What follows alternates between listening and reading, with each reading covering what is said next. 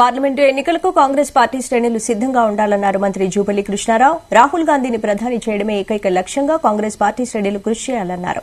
నాగర్ కర్నూలు జిల్లా అచ్చంపేటలో కాంగ్రెస్ పార్టీ కార్యకర్తల సమావేశంలో మంత్రి జూపల్లి కృష్ణారావు పాల్గొన్నారు. కాంగ్రెస్ 6 గ్యారంటీల్లో ఇప్పటికే 2 గ్యారంటీలు అమలు చేశామన్న మంత్రి జూపల్లి మరో 2 పథకాలను త్వరలోనే అమలు చేస్తామని స్పష్టం చేశారు. ఈ రాబోయేటువంటి ఎన్నికల్లో ఇప్పటికే మీకు ఆలస్యం కాబట్టి సగం హాల్ కూడా ఖాళీ కావడం జరిగింది. కాబట్టి ఈ రాబోయే ఎన్నికలు అత్యంత కీలకమైనది, ప్రధానమైనది.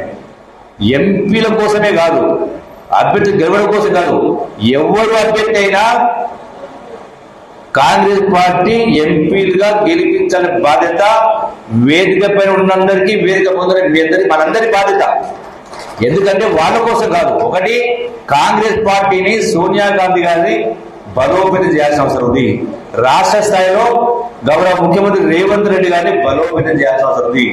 దాంతో పాటుగా మీ గ్రామాల్లో మీ పార్టీని బలోపేతం చేసుకోవాలంటే రేపు ఇది గెలిస్తేనే కదా, ఈ పార్లమెంట్ ఎన్నికలు గెలిస్తేనే దాని తర్వాత తక్షణమే రాబోయేటువంటి సర్పంచ్, ఎంపీటీసీ, ఎంపీపీ ఎన్నికల్లో గెలిస్తేనే ఆ పరిపాలన అనేది సభ్యత కలుగుతుంది.